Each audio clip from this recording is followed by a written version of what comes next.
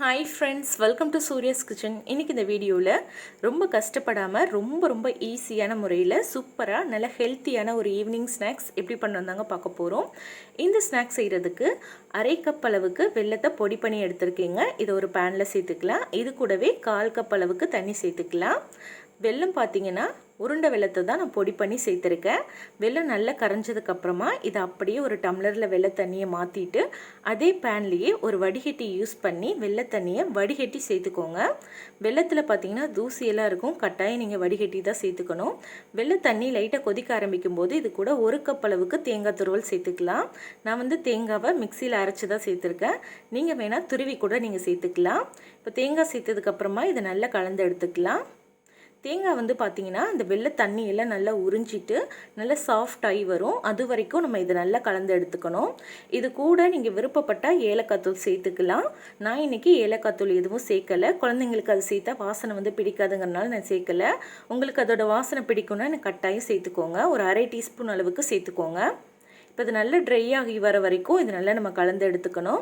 ஒரு 30 செகண்டில் பார்த்திங்கன்னா இது உங்களுக்கு ரெடி ஆயிரும். ரொம்ப டைம் எடுத்துக்காது.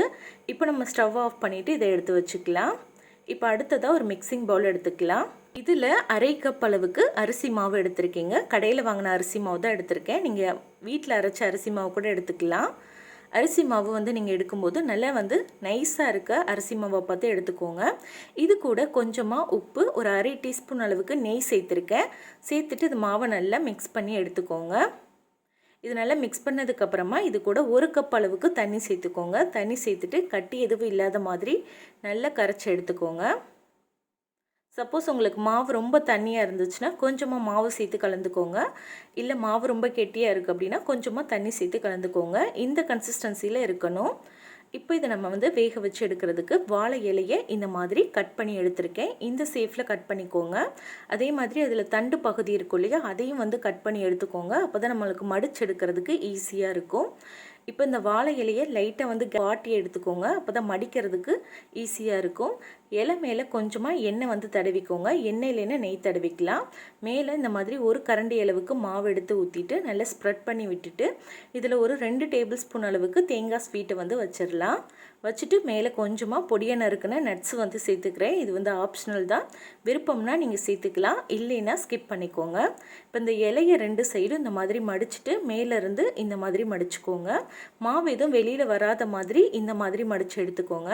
இப்போ இன்னொன்று நான் உங்களுக்கு மடித்து காமிக்கிறேன். மேலே மாவு இந்த மாதிரி ஒரு கரண்டி அளவுக்கு போட்டு நல்லா தேய்ச்சிட்டு கொஞ்சம் 2 டேபிள் ஸ்பூன் அளவுக்கு தேங்காய் ஸ்வீட் வச்சுட்டு மேலே கொஞ்சமாக நட்ஸ் போட்டுட்டு கீழேருந்து இலையை இந்த மாதிரி மடிச்சுக்கோங்க. அதுக்கப்புறமா 2 சைடும் மடிச்சுட்டு மேலே இருக்க இலையை மடிச்சிட்டிங்கன்னா ரொம்ப ஈஸியாக இருக்கும். இப்போ இதே மாதிரியே நான் எல்லா மாவையுமே ரெடி பண்ணி எடுத்திருக்கேன். இப்போ இது இடியாப்பு பிளேட்டில் வச்சு நம்ம வேக வச்சு எடுத்துக்கலாம். ஏற்கனவே இட்லி பாத்திரத்தில் தண்ணி சூடு பண்ணியிருக்கீங்க. உள்ளே நம்ம தட்டை வச்சுட்டு மூடி போட்டு மூடி ஒரு 6லேருந்து 7 நிமிஷம் வரைக்கும் இது நல்லா வேக வச்சு எடுத்துக்கலாம். இப்போ எனக்கு 7 நிமிஷம் ஆயிடுச்சுங்க. இது நல்லா வெந்திருக்கும். சரியாக ஒரு 7லேருந்து 8 நிமிஷத்துக்குள்ளேயே இது நல்லா உங்களுக்கு வெந்துடும். இது வேகும் போதே பார்த்திங்கன்னா நல்ல வாசனை வரும் உங்களுக்கு. இப்போ இதை எடுத்து நம்ம சர்வ் பண்ணிடலாம். இலையிலேருந்து இந்த மாதிரி எடுத்துருங்க. நல்லா உங்களுக்கு ஒட்டாமல் வரும். நம்ம எண்ணெய் தடவி இருக்கனால நல்ல வாசனையாகவும் இருக்கும். ரொம்ப சிம்பிளாகவும் வெறும் அரிசி மாவு, வெல்லம், தேங்காய் மட்டும் இருந்தால் போதும்.